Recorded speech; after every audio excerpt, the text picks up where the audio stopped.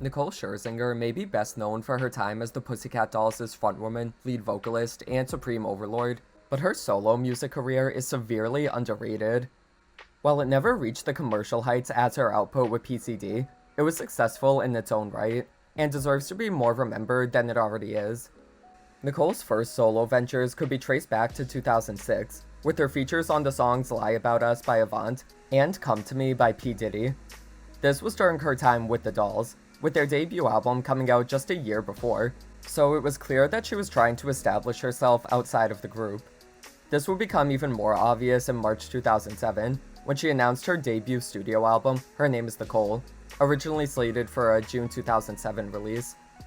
However, after the relatively low impact of the 4 singles released for the project, the album was shelved, and Nicole's priorities went right back to the Dolls, writing for their second album, Doll Domination. Several of the songs that she had written for her debut, including Who's Gonna Love You, Happily Never After, and I Hate This Part, were later included on Doll Domination. And while that album's iconic lead single, When I Grow Up, was originally written with Britney Spears in mind, it was considered to be on Her Name Is Nicole before its shelving. It's a damn shame that we never got to hear this album in full. Some tracks have leaked over the years, and one song called Just Say Yes was eventually recorded by the band Snow Patrol, but the whole thing remains unreleased.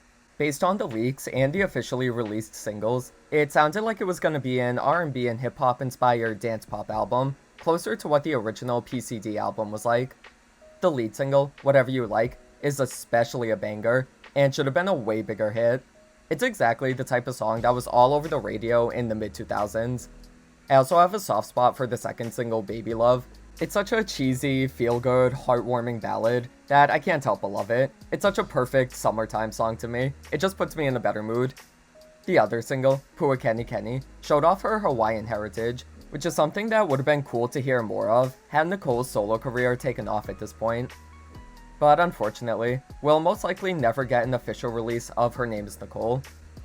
After the Pussycat Dolls disbanded in 2010, Nicole went back to developing a solo debut album. This time, she said it would have a more, quote, rock, funk, and soul edge, though this most likely changed somewhere during development, as the album we did get is definitely more of an electro dance pop record. The song Nobody Can Change Me was released as a single in May 2010, and you can hear some of that rock influence. It kind of reminds me of a Disney Channel song for some reason. I don't know, but it's giving Hannah Montana camp rock realness to me, which is a very high compliment for the record. It's a pretty good track that sadly seems to be entirely forgotten about nowadays. It was ultimately left off of the album, and Nicole decided to work with producer Red One, who was one of the biggest names in the music industry at the time, thanks to his work with Lady Gaga. Much of the final album was produced by him, including the lead single, Poison, which released in October 2010. This song is aggressively of its time, being a clubby electro dance pop banger. It definitely does feel like Lady Gaga light, but it's still an amazing track to hype you up. The same goes for the following single, Don't Hold Your Breath, which has the absolute best chorus to scream along with. Ironically, this song was blocked from the top spot of the US Hot Dance Club play chart by another former Pussycat doll, Jessica Sutta, with her song Show Me, which is also a complete bop. The song actually did go number 1 in the UK, and it seems like it was a pretty big hit over there. Obviously, I wouldn't know since I live in the States, and I don't remember hearing it, or any of the singles back then, at all. The only single that charted in the top 40 was Right There, and even then, I don't recall hearing it on the radio, which is a shame because it's my personal favorite single from this era. Such a summery, upbeat, dancey track that I always love to throw on when the weather starts getting warm. The album itself, Killer Love, was released in March 2011, though only in territories outside of the US. It was a moderate hit in the UK, where it charted at number 8. You Brits really have way better taste than we do.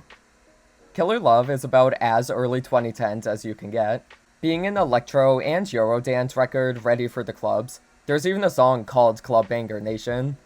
The album is a non-stop party, almost all the way through, with some of my favorites being Say Yes, Desperate, and the stunningly gorgeous Casualty, which I have cried to a few too many times. Her collab with Enrique Iglesias, Heartbeat, is also included, and I've loved that song ever since it came out, and was always confused why it wasn't bigger. It's such an ethereal but still danceable bop, and their voices work incredibly well together. Only one track, Powers Out featuring Sting, was a leftover from Her Name's Nicole, though it doesn't sound super out of place on Killer Love. I'm just happy it actually got released, as it's way too good to be shelved. It's such a dark, sexy, and mysterious sounding track, perfect for a late night drive or something. The closing track, Amangina, is the most stripped back, with Nicole's heart-wrenchingly beautiful and powerful performance being on full display. I feel like people really underestimate her singing ability. She's genuinely one of the best vocalists out there, and songs like this prove why. The album was re-released in the UK in November 2011, this time with 3 new songs, including the single Try With Me. It's a pretty decent track, once again showcasing Nicole's impressive vocals, but I actually like the other 2, Trust Me I Lie and Tomorrow Never Dies, even more. Both are absolute bangers. It sucks that Killer Love wasn't released in the US initially, as I could see it catching on with audiences, not only for being dance pop excellent, but also because Nicole was already an established name from her PCD days. Despite being exactly the type of record that was smashing at the time, it just didn't catch on in a big way, which sucks because it's genuinely great. Nicole brings so much theatricality and drama to every track, and her conviction is what makes Killer Love such a strong debut. After this, Nicole continued to make music, with the single Boomerang dropping in 2013. Originally intended to be the lead for her second album, Boomerang is an upbeat, uplifting dance pop song about not letting haters get to you. Okay, this one definitely sounds like a Disney Channel or Nickelodeon song. It's weirdly very bubblegum by Nicole's standards. There's really no other song in her catalog like it, but it's great regardless. The chorus is super catchy, and the lyrics, while a little bit corny, are empowering. It's a mood booster, in the vein of Kelly Clarkson's Stronger. The song peaked at number 6 in the UK, though it, and the rest of the songs originally meant to be her second album, were scrapped. It's unclear why exactly this happened, though it may have been due to Nicole switching labels from Interscope to RCA in 2014.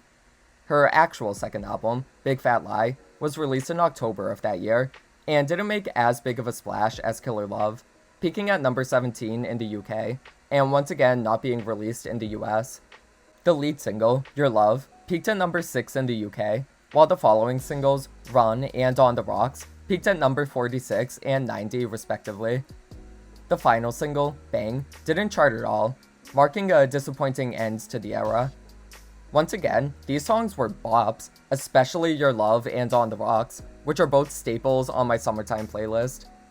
Meanwhile, Run is one of Nicole's most haunting tracks, essentially being a warning to stay away from a no-good man. It's downright bone-chilling in parts, and once again proves her vocal prowess. Big Fat Lie in general is more intimate and less dance-heavy than Killer Love, swapping out that album's high-energy electro beats for more subdued R&B. Some have compared it to Janet Jackson's work, which makes sense since she cited The Velvet Rope as being a major influence on the record, and I could definitely hear that.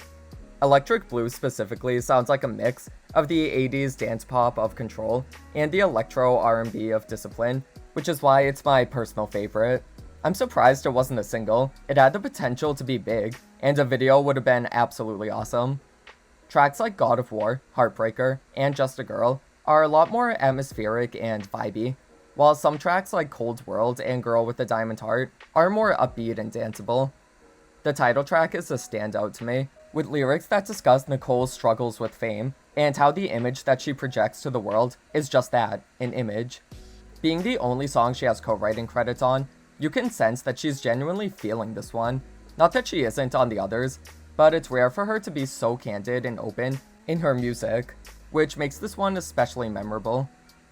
I'll admit, I don't love Big Fat Lie as much as Killer Love. There's some great stuff on it, and I love how she incorporated more R&B, like how she did earlier in her career, but I don't think the songs are quite as memorable as her debut. It could feel like it's droning on a little bit at times, with the slower tracks like Bang and Just a Girl kind of blending in with each other. That's not to say that they're bad, but I do think the highlights vastly outweigh the more middling stuff. Your Love, Electric Blue, On the Rocks, Girl with a Diamond Heart, Big Fat Lie, and Cold World specifically are the ones that I revisit the most, while I just never feel compelled to go back to the other ones all that much. Again, not because they're bad, but I feel like there's better songs out there that scratch that moody R&B itch. Considering its less than stellar commercial performance, I guess general audiences felt the same. Since 2014, Nicole is featured on some songs here and there, including the utterly iconic She's Bingo with Luis Fonsi, but she's largely focused on other career ventures, such as being a judge for The Masked Singer, and most recently starring as Norma Desmond in the West End revival of Sunset Boulevard. She did tease a new album, titled Warrior, back in 2022, and even performed some songs from it, but as of me writing this, there's been no other official announcements for it. The producer Naughty Boy did also tease the album back in January of this year, but we haven't heard anything since. I really hope she does release a third album, because her solo discography, though brief, really is excellent. It feels like, at least in the States, she was never able to break out of PCD's shadow. Most people, especially in 2024, probably don't know any of her solo stuff, and that's a damn shame, because I can easily picture an alternate reality where Killer Love was one of the biggest albums of 2011, and she continued to have an at least moderately successful music career. The girl really is a triple threat, but for whatever reason, she never ascended to superstardom on her own. Regardless, it's not like commercial success matters when the music itself is good. I just wish more people knew her stuff, since it is so enjoyable. If you haven't, I highly recommend listening to some of her songs. If you love mid to late 2000s and early 2010s pop, you'll definitely find some that you like. And for fans, my fellow Scherzenbergers, what do you think of Nicole's solo career? Why did it not take off in the States? Was there something missing? A disconnect with audiences? A lack of interest in seeing her outside of the Pussycat Dolls? And for any UK viewers, what's the general sentiment on Nicole over there? How big of an era was Killer Love? And how is she generally viewed as now? Let me know your thoughts in the comments, and I'll see you next time.